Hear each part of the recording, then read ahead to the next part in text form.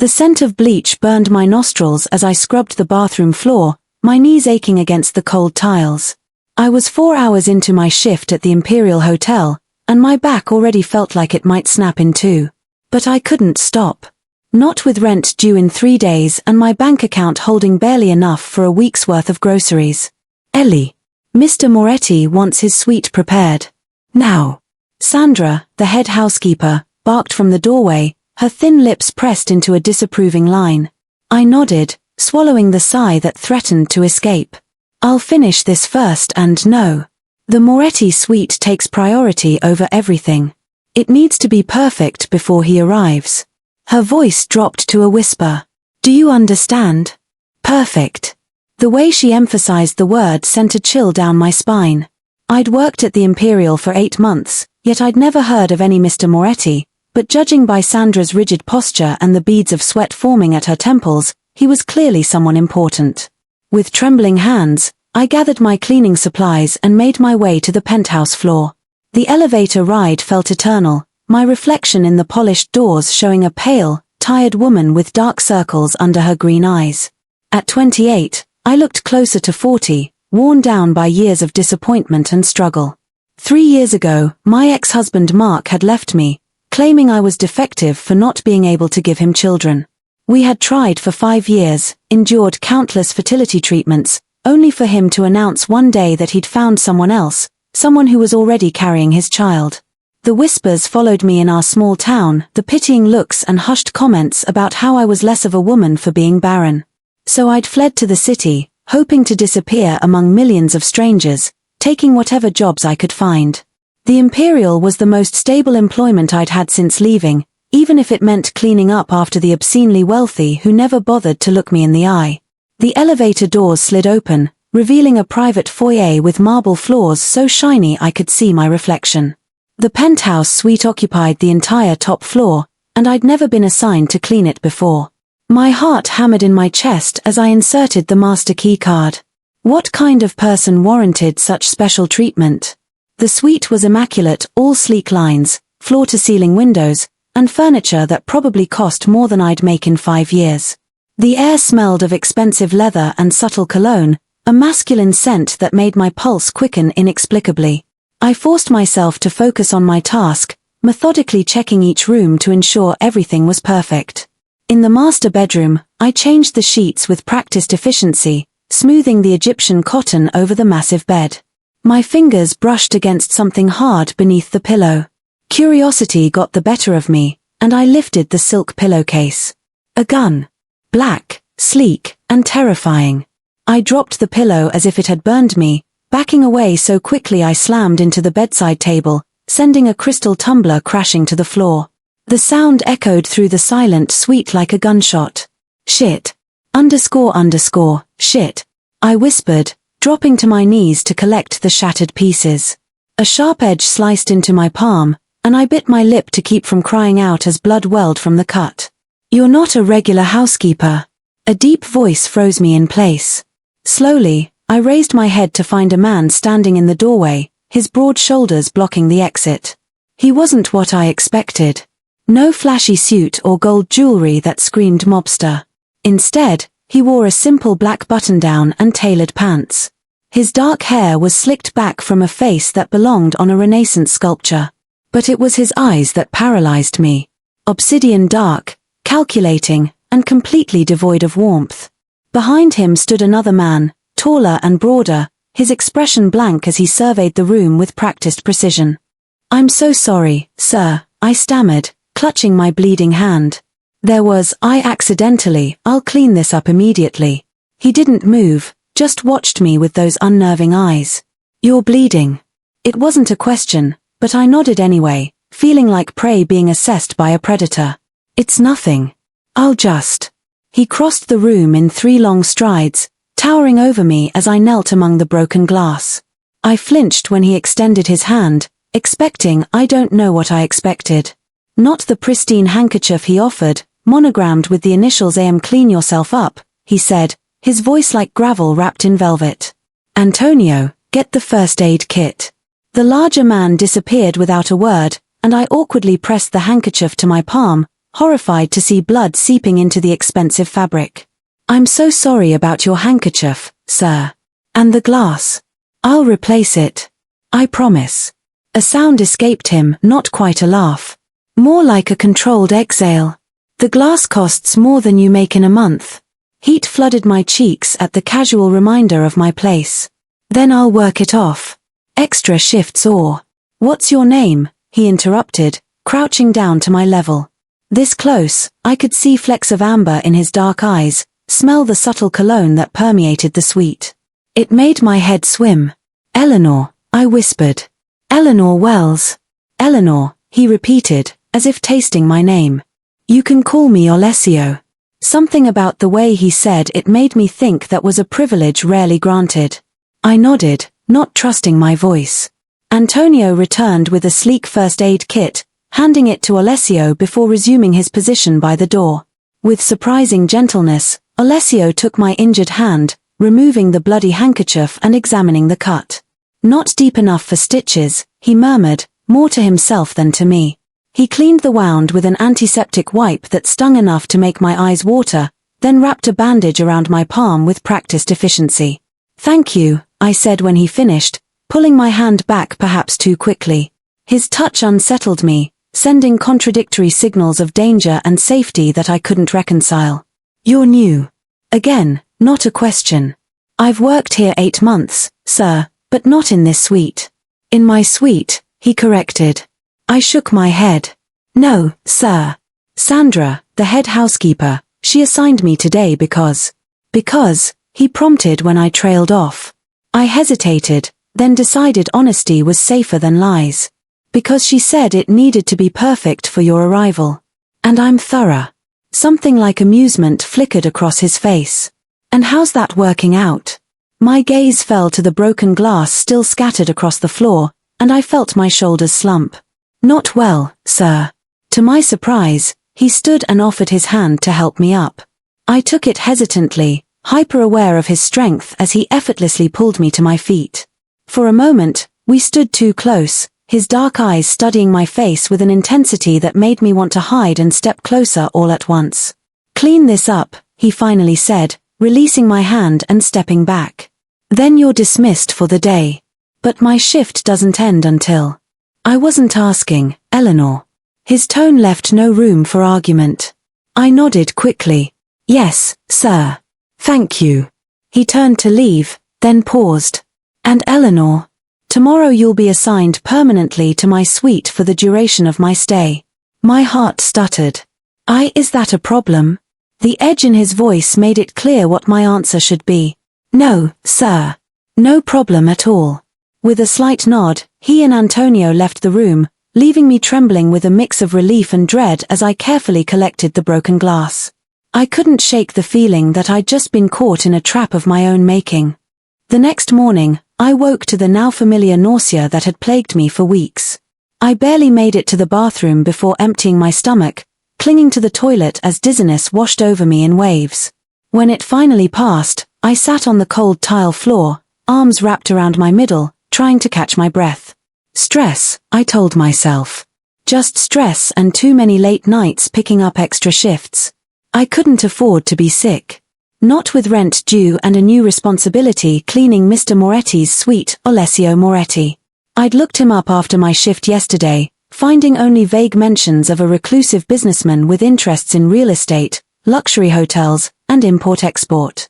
Nothing that explained the gun under his pillow, or the way staff at the Imperial whispered his name like a prayer or a curse. I dragged myself to the shower, letting hot water wash away the lingering sickness. As I dressed in my uniform, a plain black dress with the Imperial's logo embroidered on the breast pocket, I noticed with dismay that it felt tighter across my abdomen. Another thing to worry about. I couldn't afford new clothes if I was gaining weight. The Imperial loomed ahead as I hurried down the street, its gleaming facade a monument to wealth and privilege. I slipped through the staff entrance, hoping to avoid Sandra's scrutinizing gaze, but she intercepted me in the hallway. "You're assigned exclusively to the Moretti suite until further notice," she said without preamble, thrusting a new key card into my hand. "This gives you access only to his floor. You report directly to Mr. Moretti or his staff." I don't want to hear a single complaint. Understood. I nodded, clutching the keycard. What about my other duties? Reassigned. Her thin lips curved into something resembling a smile, though it didn't reach her eyes. Apparently, Mr. Moretti requested you specifically. Can't imagine why. The implication in her tone made my cheeks burn. It's not like that, I protested weakly. I just cleaned his suite yesterday. And broke a baccarat crystal tumbler. $3,000, she snapped. Yet instead of firing you, he asks for you personally. Make of that what you will. She stalked away, leaving me stunned. $3,000 for a drinking glass. The absurdity of such wealth made my head spin. Or maybe that was the lingering nausea. The private elevator to the penthouse required both the keycard and a fingerprint scan. As I ascended, my reflection in the mirrored walls looked even more haggard than yesterday. I pinched my cheeks to bring some color to my pale face and smoothed down my unruly auburn hair, suddenly self-conscious about my appearance. The doors opened directly into the suite's foyer. I stepped out cautiously, listening for any sign of occupancy. Mr. Moretti? I called softly. When no answer came, I ventured further into the suite, relieved to find it empty. I worked methodically through each room, dusting, vacuuming, and straightening with extra care. In the master bedroom, I approached the bed with trepidation, remembering yesterday's discovery. This time, I didn't look under the pillow as I changed the sheets. In the ensuite bathroom, I found evidence of the suite's occupant: a wet towel, steam on the mirror, the lingering scent of expensive soap. I tried not to think about Alessio Moretti showering just feet from where I stood as I wiped down marble countertops and polished chrome fixtures to a mirror shine. The last room I entered was his office. Unlike the rest of the suite, which was immaculate, the desk here was covered with papers and an open laptop. I hesitated, unsure if I should touch anything. Deciding it was safer not to disturb his work, I limited myself to dusting the bookshelves and vacuuming the plush carpet, careful to keep my eyes averted from the documents on his desk. As I was about to leave, a framed photograph caught my eye. It stood on a side table, partially hidden behind a stack of books. Without thinking, I picked it up, a black and white image of a young boy with a solemn expression standing beside an older man with the same penetrating eyes as Alessio. Curious, Eleanor. The photograph nearly slipped from my grasp at the sound of his voice. I spun around to find Alessio leaning against the door frame, watching me with those unreadable eyes. I'm sorry, I stammered, carefully replacing the frame exactly as I'd found it. I was just dusting and thought you'd take a look at my personal belongings. His tone was mild, but there was steel beneath it. No, I wouldn't. I mean, I didn't intend to pry. My heart pounded so hard I was sure he could hear it. The photograph caught my eye, that's all. He pushed away from the doorframe and moved toward me with the fluid grace of a predator. I forced myself to stand my ground, though every instinct screamed to back away. That's my father and me, he said, surprising me with the admission. He picked up the photograph, studying it with an expression I couldn't decipher. Taken a few months before he was murdered in front of me. The casual way he delivered such a horrific statement left me speechless. What does one say to that?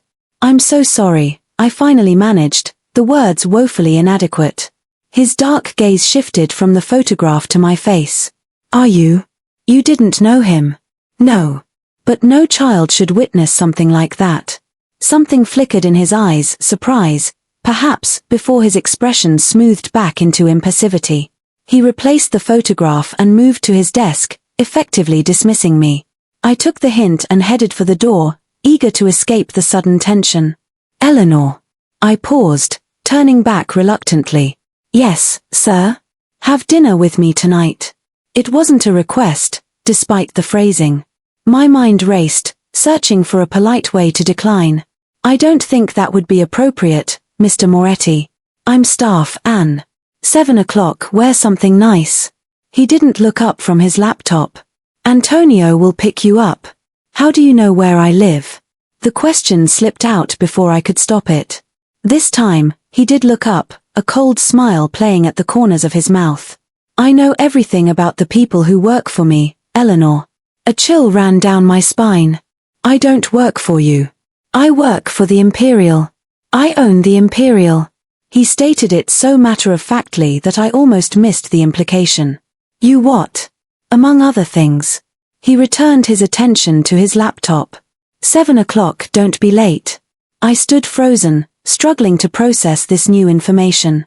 The nausea I'd fought all morning returned with a vengeance, churning my stomach until I feared I might be sick right there on his expensive carpet. I need to go, I whispered, more to myself than to him, and fled the office before he could respond. I barely made it to the staff bathroom 2 floors down before retching violently into the toilet. Afterward, I sat on the floor, trembling and clammy, wondering what was happening to me, both physically and in the surreal situation with Alessio Moretti. As I washed my face with cold water, I caught my reflection in the mirror. The woman staring back looked frightened, confused, and utterly lost. What did a man like Alessio Moretti want with someone like me? More importantly, what would happen if I refused to find out? 7 o'clock came too quickly. I stood in front of my bedroom mirror, scrutinizing my appearance with growing despair. Wear something nice, he'd said, as if my closet held anything remotely suitable for dining with a man who casually mentioned $3,000 tumblers and murdered fathers.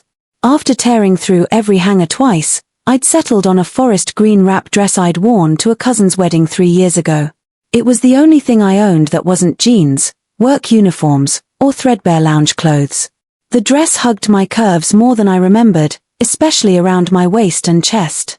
Had I gained that much weight in recent weeks? A sharp knock at my apartment door sent my heart racing. I grabbed my only pair of decent heels, black pumps with sensible 2-inch heels, and a small clutch purse before taking a deep, steadying breath. Antonio stood in the hallway, his imposing frame making my apartment entrance seem smaller. His eyes scanned me briefly, his expression revealing nothing. Ms. Wells, he said with a slight nod. The car is waiting. I locked my door with trembling fingers, acutely aware of how out of place this man looked in my rundown apartment building. The neighbors would talk. They always did when anything disrupted the building's dreary routine. Where are we going? I asked as we descended the stairs.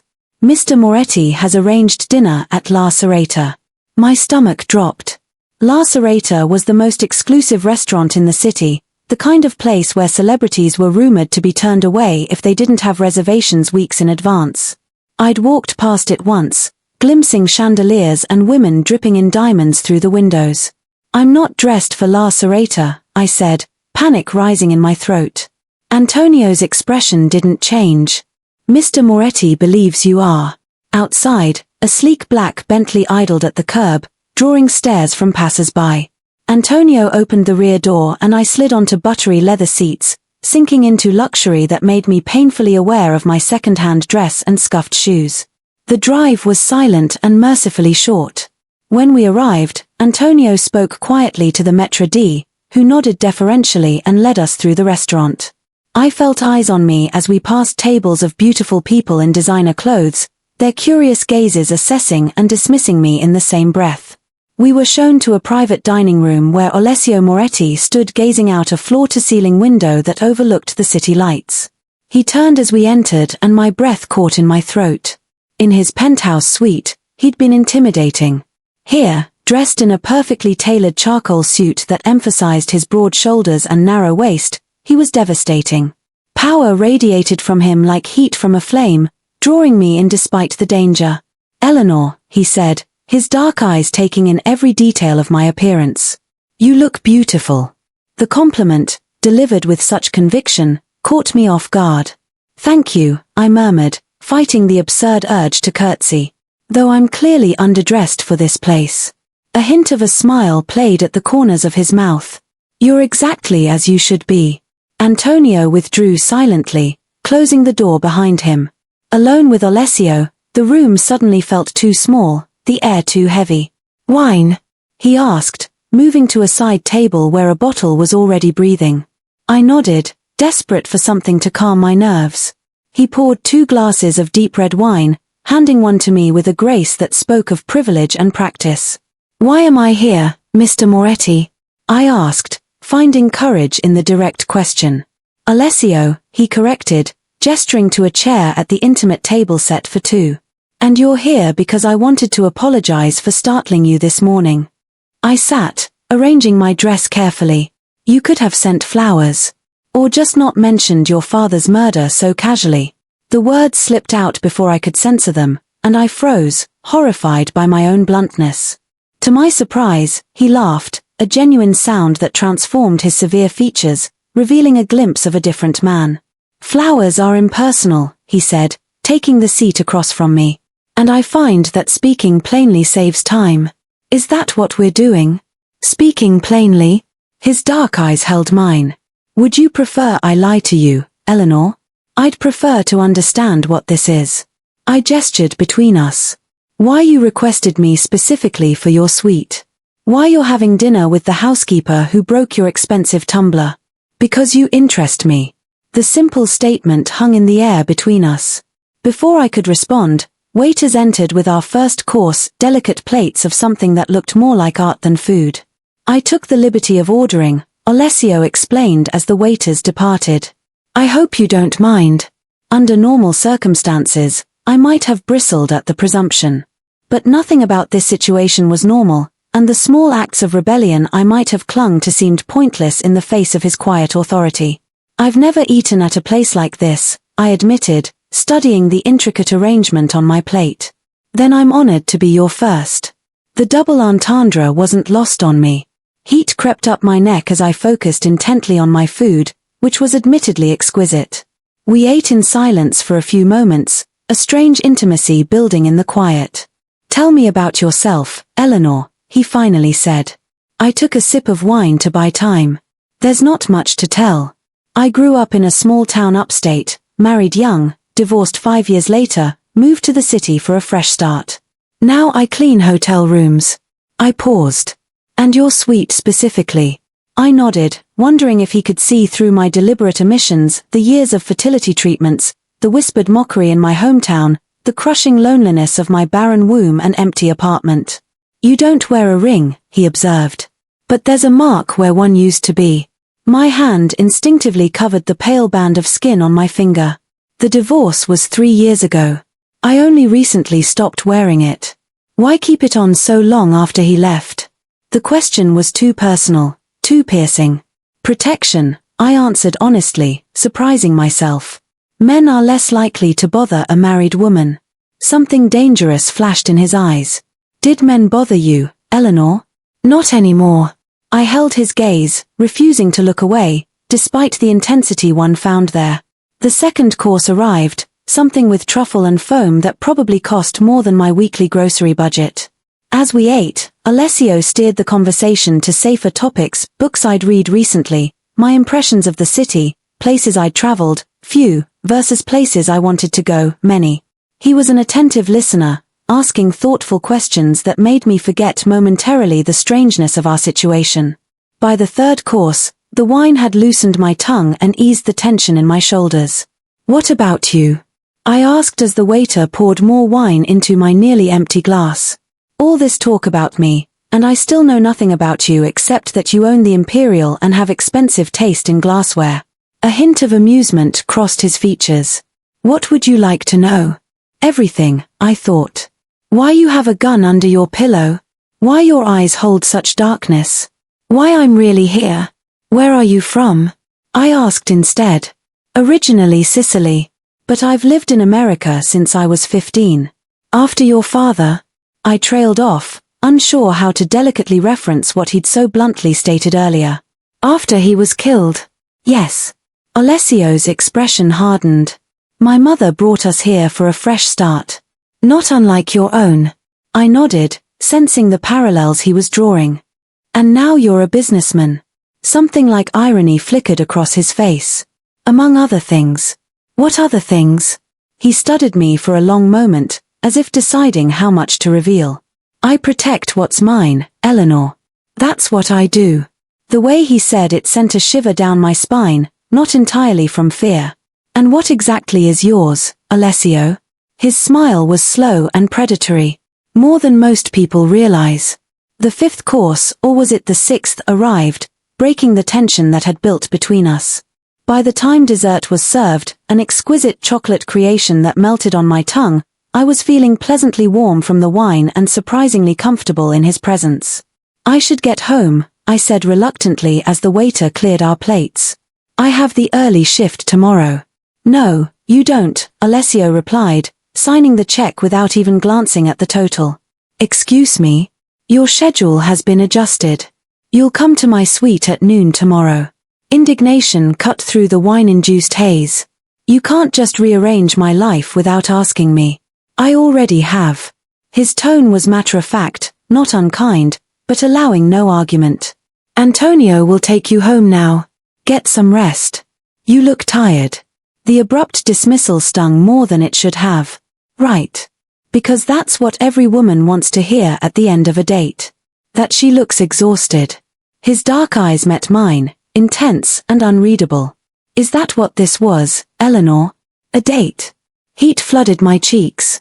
I don't know what this was. Neither do I, he admitted, surprising me with his candor. But I'm interested in finding out. Before I could respond, he stood and offered his hand to help me up. I took it, hyper-aware of his strength as he gently pulled me to my feet. For a moment, we stood too close, his cologne enveloping me in warmth and spice. Thank you for dinner, I said softly, reluctantly withdrawing my hand from his. Thank you for coming, he replied. And I had the strangest feeling he meant it. Antonio appeared as if summoned by some silent signal, escorting me back through the restaurant into the waiting car. The ride home passed in a blur, my mind replaying every moment of the evening, searching for clues to Alessio Moretti's true intentions. At my apartment door, Antonio handed me a small box wrapped in simple black paper. From Mr. Moretti, he said, then turned and left before I could respond. Inside my apartment, I carefully opened the package to find a replacement for my wedding ring. Not a diamond, but a delicate band of twisted gold set with a small emerald that matched my dress exactly. A note in bold, masculine handwriting read, a different kind of protection. As I slipped it onto my right hand where it fit perfectly, I wondered how he had known my size. The question added to the growing list of mysteries surrounding Alessio Moretti. As I prepared for bed, the nausea that had plagued me for weeks returned with a vengeance. I barely made it to the bathroom in time, retching until nothing remained but dry heaves and cold sweat. Afterward, I lay on the bathroom floor, too exhausted to move, my mind racing with unwelcome possibilities, the missed periods I'd attributed to stress, the nausea that came in waves, worst in the mornings, the tenderness in my breasts, the slight thickening of my waist. No, it wasn't possible. The doctors had been clear. My condition made pregnancy highly unlikely, if not impossible. That's why Mark had left. Why the whispers followed me from my hometown. Barren. Empty. Defective. And yet, with trembling hands, I reached for my phone and checked the calendar. 10 weeks. 10 weeks since my last period. 10 weeks since that night. The one I'd tried so hard to forget. Mark had shown up at my apartment, drunk and apologetic, claiming his new marriage was a mistake. I'd been lonely and weak, desperate to believe he'd realized what we had was worth saving. By morning, he was gone again, leaving nothing but a dent in my pillow and renewed shame in my heart. 10 weeks. I pulled myself up from the floor and stared at my reflection in the bathroom mirror. The woman looking back seemed different somehow. Her eyes wider, her face softer despite the pallor. It's not possible, I whispered to my reflection. But even as I said the words, a strange certainty settled in my bones. Heavier than fear, more substantial than hope. I needed to know for sure. The pharmacy opened at 6 a.m. I was waiting outside the doors, having barely slept, my mind churning with possibilities and implications. The cashier didn't meet my eyes as she rang up the pregnancy test, and I was grateful for the small mercy. Back in my apartment, I followed the instructions with shaking hands, then sat on the edge of the bathtub, watching the seconds tick by on my phone. One line meant I was being paranoid, letting anxiety create phantom symptoms. 2 lines would rewrite everything I thought I knew about myself. When the timer beeped, I couldn't bring myself to look immediately. I closed my eyes, took a deep breath, and sent a silent prayer to a God I wasn't sure I still believed in. 2 lines. Clear and unmistakable. I sank to the floor, my legs suddenly unable to support me. A sound escaped my throat, not quite a laugh, not quite a sob. The test fell from my numb fingers as I wrapped my arms around my middle, around the impossible life growing there. A child. Mark's child. The one thing he'd left me for, now growing inside me all along. The irony was so bitter I could taste it, metallic and sharp on my tongue. The mockery and whispers, the pitying looks and cruel jokes about my barren womb, all while I carried the proof of my fertility unknowingly inside me. What would I tell him? Would I tell him at all? The thought of Mark's reaction, the shock, the possessive rage that had always simmered beneath his charming exterior sent a chill through me. He'd want to control me again, to own me through our child. And what of my job? My meager savings wouldn't last long without income, and no one wanted to hire a visibly pregnant housekeeper. Alessio Moretti's face flashed in my mind. Those dark, penetrating eyes that seemed to see too much. What would he think if he knew? Would he still look at me with that mix of interest and intensity? Or would I become just another problem to be managed? An inconvenience in his ordered world? The ring he'd given me caught the light as I pushed myself up from the floor. A different kind of protection, he'd called it. But it couldn't protect me from this, from the reality reshaping my world with each passing second. I glanced at the clock. 10:30 a.m. In less than 2 hours, I was expected at Alessio's suite. I couldn't face him today, not with this revelation still reverberating through me like aftershocks from an earthquake. I called the hotel staff line, forcing my voice into a semblance of normalcy as I explained that I was ill and couldn't come in. The supervisor sounded skeptical but didn't argue. "I'll inform Mr. Moretti's staff," she said before hanging up. I crawled into bed, pulling the covers over my head as if I could hide from the truth, from the decisions that loomed before me. Sleep claimed me eventually, a fitful escape from consciousness. The pounding on my door jolted me awake. Disoriented, I squinted at the window. Darkness had fallen while I slept. The pounding came again, more insistent. "Eleanor." A deep voice called through the door. "Open the door." "Alessio." I stumbled from bed, running a hand through my tangled hair as panic surged through me. Had the hotel called him when I didn't show up? Why would he come here himself? "Just a minute," I called, my voice rough from sleep. I glanced down at myself, wrinkled t-shirt, sweatpants, bare feet, and decided there was no point in trying to improve my appearance. Let him see me like this, without the armor of my uniform or the borrowed elegance of last night's dress. When I opened the door, Alessio stood there with Antonio a few paces behind him, both radiating tension. Alessio's eyes swept over me, cataloging details with alarming precision. "You're sick," he stated, though it sounded more like an accusation. "Yes," I replied, wrapping my arms around my middle in an unconsciously protective gesture. "Just a stomach bug. I'll be fine tomorrow." His dark gaze narrowed. "May I come in?" It wasn't really a question. I stepped aside, acutely aware of how small and shabby my apartment would appear to someone who lived in a penthouse suite. Antonio remained in the hallway as Alessio entered, closing the door behind him. "You didn't answer your phone," he said, his voice carefully controlled. I frowned, then remembered I'd turned it off before falling asleep. I was resting. He moved through my apartment with predatory grace, taking in the second-hand furniture, the faded curtains, the stack of paperback novels beside my bed, the only luxury I consistently allowed myself. "You should have called me directly," he said, turning back to face me. "Why would I do that?"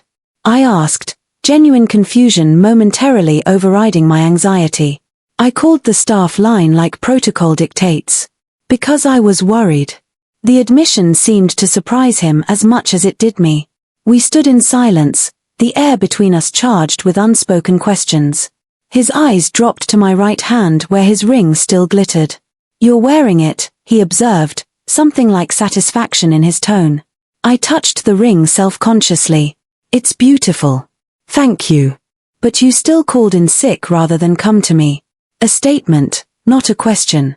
"I didn't realize you were expecting a personal report on my health status," I said more sharply than I intended. His expression hardened. When someone who was fine last night suddenly can't come to work the next day after I've made it clear she interests me, I tend to wonder if I'm being avoided. The accuracy of his assessment made me flush. It's not that simple. Then explain it to me. How could I?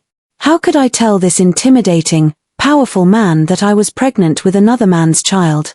That in a few months I'd be a single mother, struggling even more than I already was? I really am sick, I said instead. Morning sickness.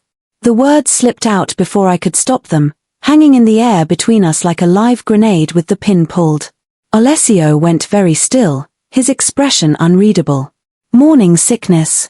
I nodded, unable to form words past the tightness in my throat. You're pregnant. It wasn't a question, but I nodded again anyway, tears welling in my eyes. I just found out this morning. Something flashed across his face, too quickly to identify, before his expression settled into careful neutrality. The father. My ex-husband, I whispered, shame burning through me. It was a mistake. One night a couple of months ago. Does he know? I shook my head. No one knows. Just me. And now you. Alessio's jaw tightened, a muscle ticking in his cheek. What do you intend to do? I don't know yet, I admitted, sinking onto the edge of my sofa. I need time to think, to process. He remained standing, a dark pillar in my small living room. You'll need medical care. Proper nutrition. A safer place to live. I blinked up at him, confused by the practical turn of the conversation. I can't afford to move, and my insurance through the hotel is basic at best. I'll take care of it.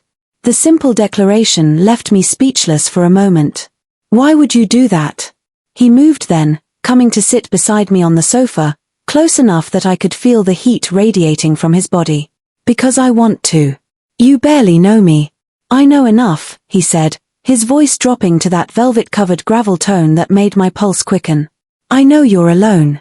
I know you work hard.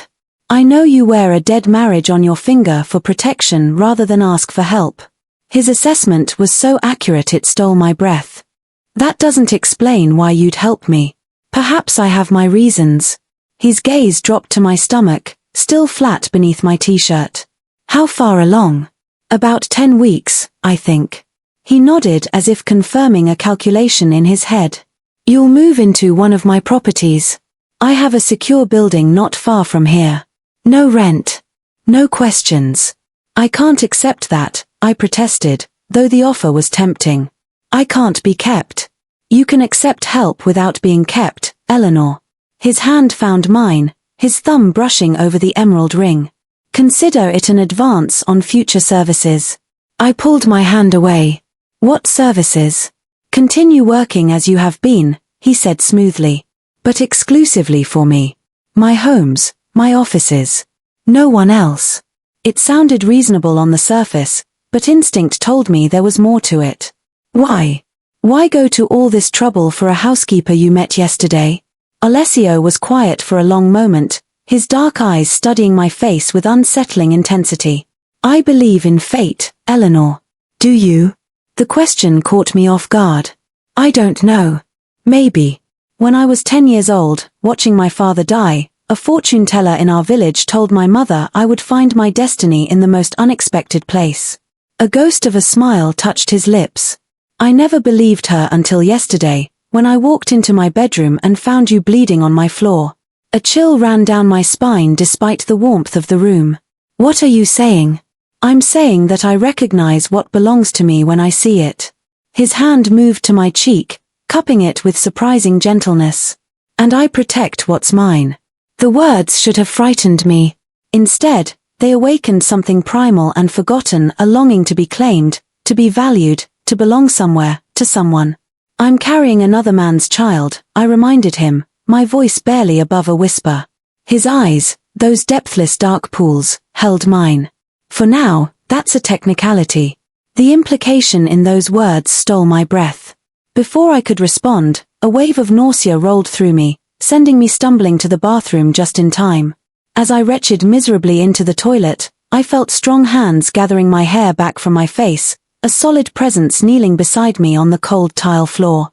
I have you, Alessio murmured, his voice a quiet anchor in the storm of my body's rebellion. I have you now.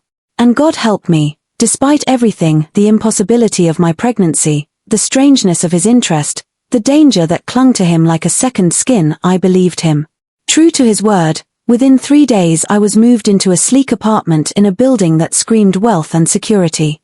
The doorman greeted me by name, and the elevator required a key card to access my floor. The apartment itself was 3 times the size of my previous place, with floor-to-ceiling windows, elegant furnishings, and a kitchen that would make a professional chef weep with joy. I felt like an imposter as I wandered through rooms that contained more luxury than I'd experienced in my entire life. My few belongings, stuffed into 3 suitcases and a handful of boxes, looked pathetically out of place against the backdrop of sophisticated minimalism. Is it acceptable? Alessio asked, watching me from the doorway of the master bedroom where I stood frozen, staring at a bed that could comfortably sleep 4. It's overwhelming, I admitted, turning to face him. I don't belong here. He crossed the room with that fluid grace that still made my heart beat faster, stopping just inches from me. You belong where I put you, he said, his voice soft but leaving no room for argument. A week ago, such a statement would have ignited my indignation. Now it sent a confusing mix of emotions through me, rebellion tangling with a strange sense of security. And where is that exactly? I asked, holding his gaze despite the intensity one found there. What am I to you, Alessio? Mine, he said simply. In whatever capacity develops naturally between us. The ambiguity of his answer should have frustrated me, but there was something refreshingly honest about it. He wasn't promising love or even affection, just possession and protection. After years of Mark's pretty lies and eventual betrayal, Alessio's straightforward claim was strangely comforting. And if nothing develops? I challenged, needing to establish at least some boundaries. If I'm just your pregnant housekeeper living in your luxury apartment? Something like amusement flickered in his dark eyes. Then you'll be my pregnant housekeeper living in my luxury apartment with excellent health care, proper nutrition, and security. And what do you get out of this arrangement? His gaze dropped to my lips for the briefest moment before returning to my eyes. The satisfaction of knowing you're safe. There was more to it. I could sense it in the tension between us, in the way his proximity made my skin prickle with awareness. But I didn't press. The truth was, I needed what he offered too desperately to risk questioning his motives too closely. I want to keep working, I said instead. Not just for you. At the hotel. His expression hardened. Out of the question. I need some independence, Alessio. Some part of my life that isn't controlled by you. The hotel isn't safe enough, he countered. Not in your condition. Then find me something else, I insisted. Something that gives me purpose beyond waiting in this gilded cage for you to visit. He studied me for a long moment, as if reassessing his approach. I have an office downtown. The staff there could use additional support. Filing, organization, light cleaning. Nothing strenuous. It wasn't ideal, but it was something. I'll take it. 3 days a week. 6 hours maximum, he added. And Antonio drives you. I wanted to argue, but recognized the concession for what it was. Thank you. He nodded once, then checked his watch, a sleek, understated timepiece that probably cost more than a year's rent at my old apartment. I have a meeting. Make yourself comfortable. There's food in the kitchen, clothes in the closet. Anything else you need, tell Antonio. Clothes? I echoed, glancing toward the walk-in closet. Your size. Nothing flashy. Consider it part of the arrangement. Before I could respond, he leaned forward and pressed his lips to my forehead, a gesture so unexpected it left me speechless. Then he was gone, leaving only the lingering scent of his cologne and the phantom warmth of his lips on my skin. I spent the rest of the day exploring my new home and trying to process the surreal turn my life had taken.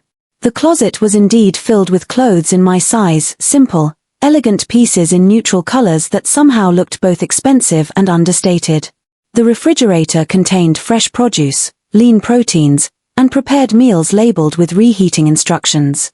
The bathroom cabinet held prenatal vitamins and gentle toiletries suitable for a pregnant woman. The attention to detail was both touching and unsettling. How had he arranged all this so quickly? What kind of man had the resources and inclination to orchestrate such a comprehensive takeover of a stranger's life? Not a stranger, I reminded myself. He'd called me his destiny, claimed me as his own. The memory of his words sent a shiver down my spine that wasn't entirely unpleasant. That night, I slept in the massive bed alone, wrapped in sheets that felt like liquid silk against my skin. Despite the luxury surrounding me, I dreamed of cold eyes watching from shadows, of golden cages with unlocked doors, of a child with Mark's smile and Alessio's dark, knowing gaze. The following week settled into a strange new rhythm. 3 days a week, Antonio drove me to Alessio's downtown office, a sleek glass tower with his name on it, where I organized files, managed correspondence, and generally made myself useful to the efficient, impeccably dressed staff who treated me with a deference that made me uncomfortable. No one asked who I was or why I was there. They simply accepted my presence as if it had been ordained from above, which, in a way, it had. Alessio himself was rarely there, his business apparently taking him to various locations throughout the city and beyond, but he appeared at my apartment several evenings a week, sometimes for dinner, sometimes just for a brief check-in that felt oddly like a wellness visit. He never touched me beyond the occasional brush of his hand against mine or a chaste kiss on my forehead when he departed. Yet there was always an undercurrent of something more between us, a tension that thickened the air and made my pulse quicken whenever he was near. We talked during these visits about books, films, his business ventures, always described in carefully vague terms, my childhood in a small town, my failed marriage. He listened with genuine interest as I gradually revealed more of myself, and occasionally offered glimpses into his own life. I learned that his father had been a businessman in Sicily, that his mother had fought to give him and his younger sister a normal life in America after their father's murder, that he'd built his empire from nothing through determination and what he called strategic relationships. What he didn't say about the gun under his pillow, the way people deferred to him with fear thinly veiled as respect, the mysterious meetings that sometimes took him away for days at a time, told me more than his words ever could. As my pregnancy progressed, Alessio insisted on accompanying me to doctor's appointments, sitting silently in the corner while the obstetrician, the best in the city, naturally confirmed that everything was developing normally. The first time we heard the baby's heartbeat, I looked over to find him watching me with an expression I couldn't decipher, something between wonder and fierce possession. "Why are you doing all this?" I asked him later that night as we sat on the balcony of my apartment, the city lights spread below us like fallen stars. He didn't pretend to misunderstand. "Because no one did it for my mother," he said after a long silence. "When my father was killed, she was pregnant with my sister. No one helped her. No one protected her. She had to make compromises to ensure our survival." The bitterness in his voice revealed an old wound still raw despite the years. I reached across the space between us and took his hand, surprising both of us with the gesture. "I'm sorry," I said softly. His fingers tightened around mine. "Don't be. It made me who I am." "And who is that, exactly?" I dared to ask, emboldened by the darkness and the strange intimacy that had developed between us. His smile was a flash of white in the shadows. "Someone who doesn't need to make compromises anymore." It wasn't a real answer, but I was learning that with Alessio, half-truths and meaningful silences were as close to transparency as he came. At 16 weeks, my pregnancy became impossible to hide. My slender frame now sported a distinct bump, and the morning sickness had finally subsided, replaced by a ravenous appetite and surprising bursts of energy. One morning, as I was organizing files in Alessio's downtown office, I overheard two women whispering near the break room. "She's definitely pregnant," one said, her voice hushed but carrying. "Do you think it's his?" "Has to be," the other replied. "Why else would he set her up like this? You know how protective he is of his family. Still, it's strange. She's so ordinary." I froze, the file in my hand suddenly heavy. Was that how people saw me? As Alessio Moretti's pregnant mistress? The thought was both mortifying and oddly thrilling. "What does it matter if she's ordinary?" A third voice interjected, male, authoritative. "She belongs to the boss. That's all any of us needs to know." I didn't wait to hear more, slipping away before they could realize I'd overheard. But the conversation followed me through the day, echoing in my mind as Antonio drove me back to the apartment. Alessio was waiting when I arrived, an unusual occurrence for mid-afternoon. He stood by the windows, phone pressed to his ear, his expression thunderous. When he saw me, he ended the call abruptly. "You heard the gossip," he stated, studying my face. I blinked in surprise. "How did you know?" "I know everything that happens in my businesses, Eleanor." He moved toward me, stopping closer than usual, invading my personal space in a way that made my breath catch. "Does it bother you what they think?" "I don't know what to think myself," I admitted. "What am I to you, Alessio?" "Really?" Instead of answering, he reached out and placed his hand on my rounded belly, the first time he'd touched me there. The warmth of his palm seeped through my dress, and the baby chose that moment to flutter inside me, not a kick yet, but a definite movement, as if responding to his touch. "Did you feel that?" I whispered, placing my hand over his. He nodded, his dark eyes intent on my face. "Mine," he said softly, and I wasn't sure if he meant me, the baby, or both of us. Before I could ask, his phone rang again. He answered with a curt, "What?" followed by a string of Italian that sounded like barely controlled fury. When he hung up, his expression had hardened into something dangerous. "I have to go," he said, already moving toward the door. "Stay in the apartment. Do not leave for any reason. Antonio will be outside." "Alessio, what's happening?" He paused, turning back to me. "Business. Nothing for you to worry about." "It sounds like something I should definitely worry about." A ghost of a smile touched his lips. "This is why you fascinate me, Eleanor.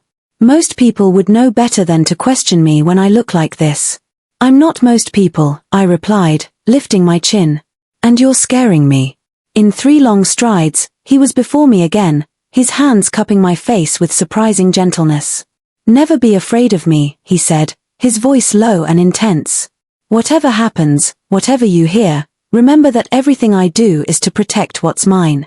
Then he kissed me, not on the forehead this time, but full on the mouth, a searing contact that stole my breath and scrambled my thoughts. It was over almost before I could respond, leaving me dazed and clutching the back of a chair for support. "Stay inside," he repeated, and then he was gone. I spent the evening in a state of agitated confusion, alternating between pacing the apartment, watching the news for any hint of what might have triggered Alessio's response, and replaying that kiss in my mind. By midnight, there was still no word from him, and exhaustion finally drove me to bed. I woke to the sound of the shower running in the master bathroom. Disoriented, I reached for my phone.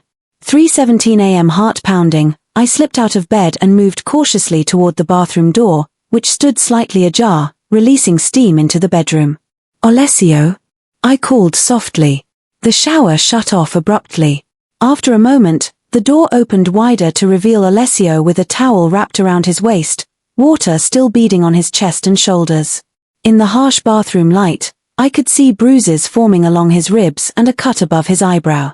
"You should be sleeping," he said, his voice rough with exhaustion. "What happened to you?"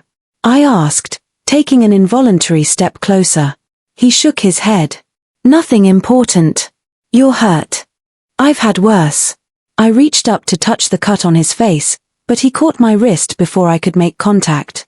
For a moment, we stood frozen in that position, his fingers circling my wrist, my hand suspended between us, our eyes locked in silent communication.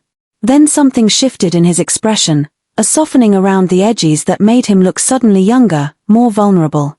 He released my wrist, but caught my hand as it fell, guiding it to rest over his heart. Beneath my palm, I could feel the steady, strong beat, slightly elevated but unwavering. "I'm fine," he said more gently this time. "Go back to bed." Instead, I stepped closer, eliminating the remaining space between us.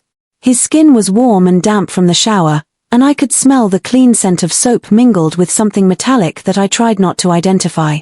"Come with me," I whispered, surprising myself with the invitation. His eyes darkened, but he didn't move. "Eleanor." "Just to sleep," I clarified, feeling heat rise in my cheeks. "You're exhausted."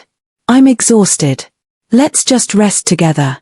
After a long moment, he nodded once. I returned to bed while he finished drying off and pulled on a pair of sweatpants. When he slid beneath the covers beside me, his body radiated heat like a furnace. I turned onto my side, my back to him, unsure what to do next. The question was answered when he moved closer, his chest pressed against my back, one arm draping carefully over my waist, his hand coming to rest protectively over my growing belly. I tensed momentarily, then relaxed into his embrace, a sense of rightness washing over me despite all the unanswered questions between us. "Sleep," he murmured against my hair.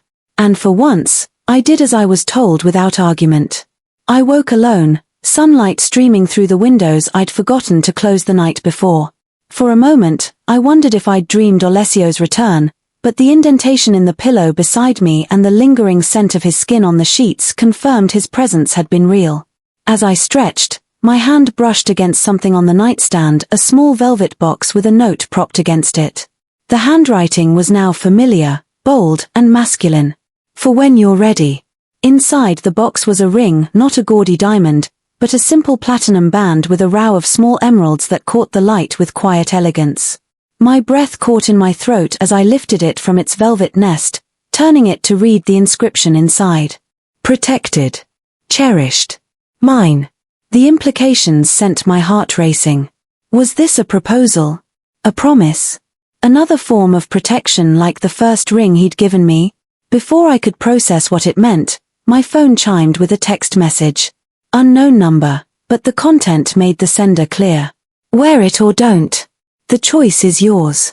But know that my intentions remain the same either way. As if on cue, the baby moved inside me, a definite kick this time that made me gasp. One hand went automatically to my belly while the other still held the ring, caught between two realities, the child that connected me forever to my past, and the man who seemed determined to claim my future. The choice is yours, he'd said. But was it really? Had anything been truly my choice since the moment Alessio Moretti walked into his hotel suite and found me bleeding on his floor? And more troublingly, did I even want the freedom to choose anymore? You need to tell the father, Dr. Collins said at my 20-week appointment, her kind eyes watching me over her glasses.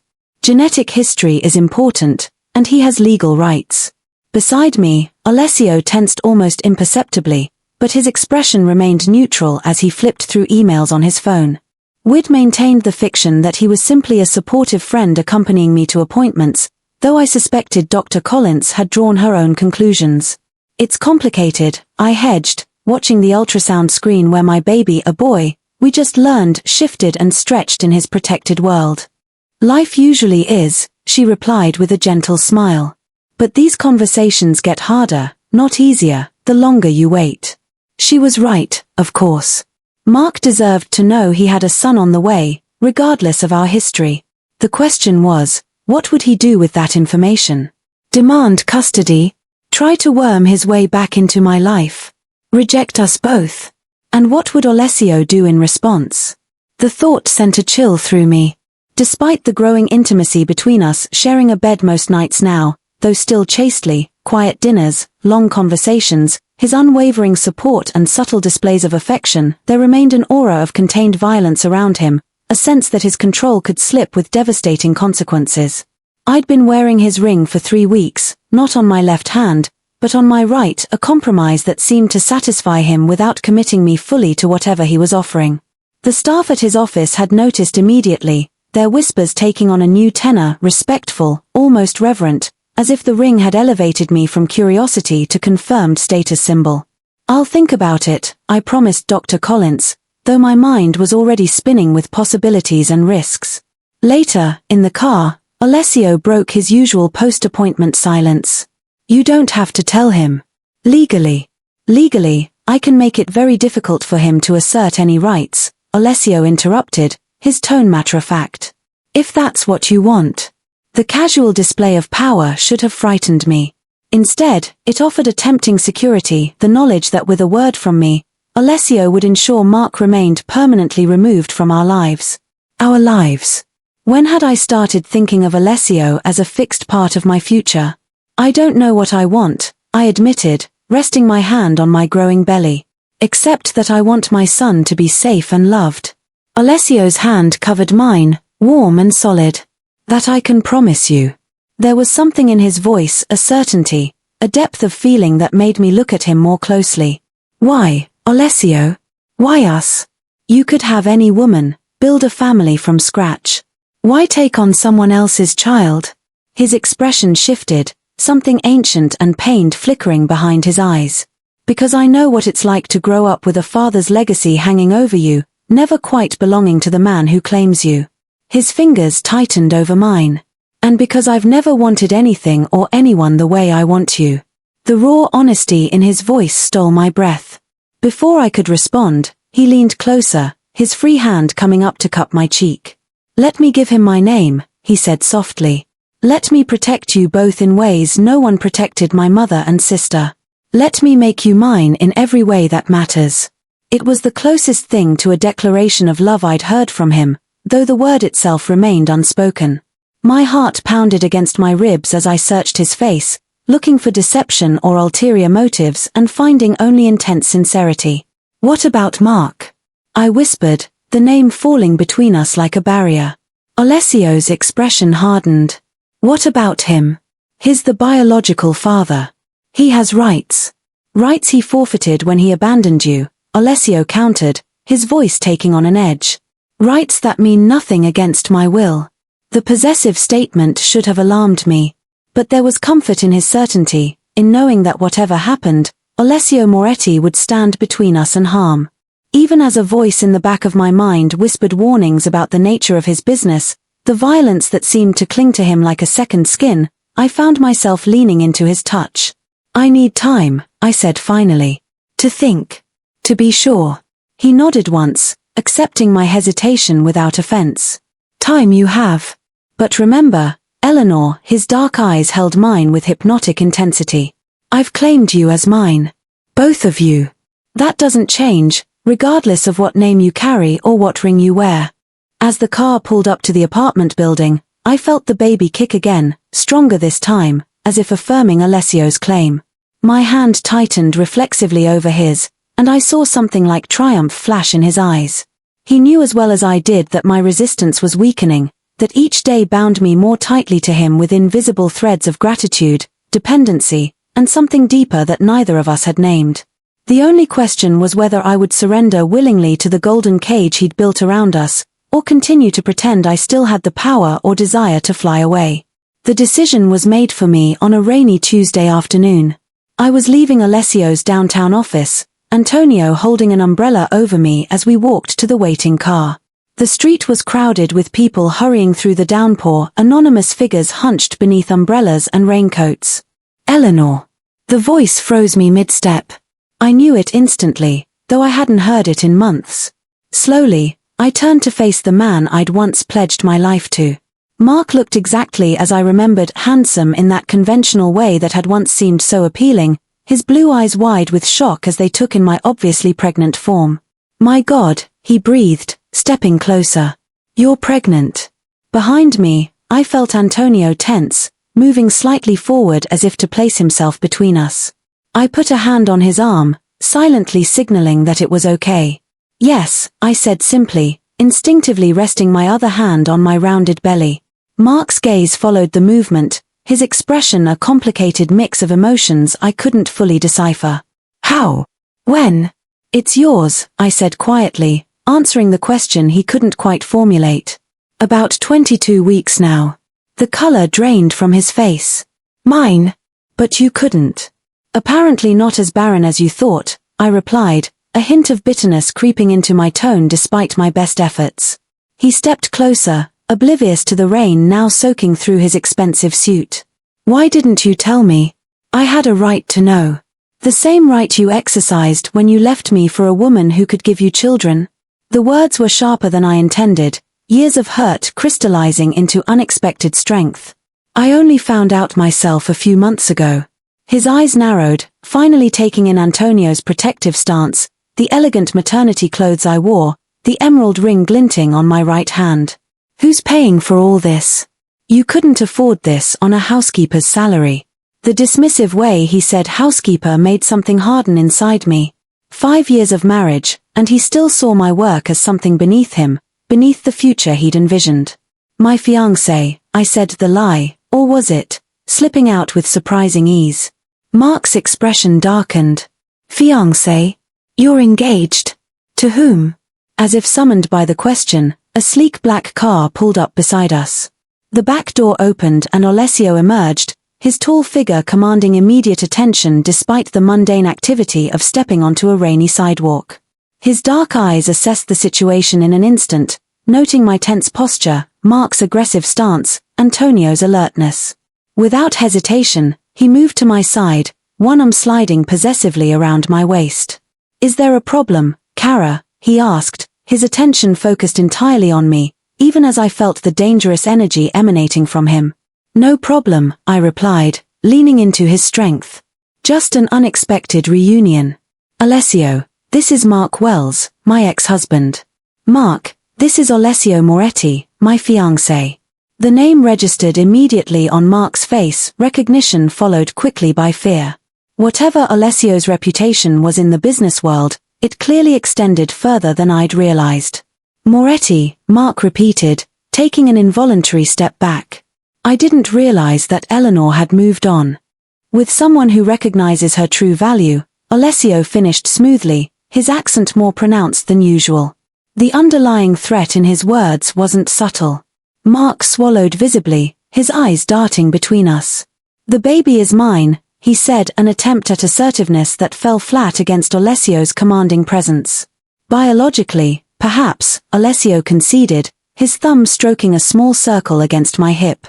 But in every way that matters, this child will be a Moretti. The certainty in his voice sent a shiver through me that had nothing to do with the rain. This wasn't just posturing for Mark's benefit. It was a declaration of intent, a promise being made in this unlikely public forum. Mark's face flushed with anger and something else, perhaps the realization that he'd discarded something precious only to see it claimed by a man whose very name made him pale with fear. I have rights, he insisted, though his voice wavered. That's my son or daughter. Son, I corrected quietly. And yes, legally you have rights. But ask yourself this, Mark. Where were you when I needed you? When I was told I couldn't have children and you walked away? When I built a new life from the ashes of the one you destroyed? Each question landed like a physical blow. I felt Alessio's approval in the slight tightening of his arm around me. I made a mistake, Mark said, desperation creeping into his tone. I can admit that now. We could try again, for our son's sake. A laugh escaped me, genuine, if tinged with disbelief. There is no we anymore, Mark. There's me and my son and the man who stepped up to protect us both when you were nowhere to be found. A man you've known for what, a few months? Mark countered. You don't know anything about him, about his business, his background. I know enough, I replied, echoing Alessio's words from what seemed like a lifetime ago. I know he claimed us when you rejected us. I know he sees my value beyond my ability to bear children. I know he would never abandon his family. The last statement was a gamble, an assumption based on what I'd gleaned about Alessio's fierce protection of his mother and sister. The subtle nod I felt against my hair confirmed I'd guessed correctly. This isn't over, Mark warned, but the defeat in his eyes belied his words. I'll be in touch. No, you won't, Alessio said, his voice deceptively soft. Not unless invited. Eleanor and my son deserve peace, not complications from the past. The menace underlying his polite words was unmistakable. Mark paled, nodded once, and retreated into the rain-soaked crowd. As we watched him disappear, Alessio turned me gently to face him, his dark eyes searching mine. Fiancé? I felt heat rise in my cheeks. It seemed simpler than explaining, whatever this is between us. And what is this between us, Eleanor? He asked, his voice low and intense.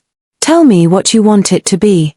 Rain fell around us, soaking through my clothes despite Antonio's valiant efforts with the umbrella. But I barely noticed, caught in the gravity of the moment, of the choice before me. I want to be yours, I whispered, finally admitting what I'd known for weeks. I want my son to be yours. I want the protection and the certainty and everything else you've been offering. His expression softened, a rare smile transforming his severe features.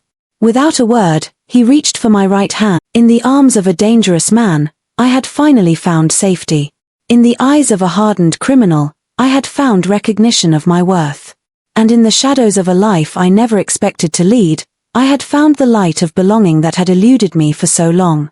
"Take me home," I whispered against his lips when we finally parted. "As you wish, Mrs. Moretti," he replied. And for the first time, the name felt right, a destiny fulfilled rather than a cage accepted. Thank you all so much for following this story. If you're enjoying it, don't forget to like and subscribe, because your support is important for me to continue here.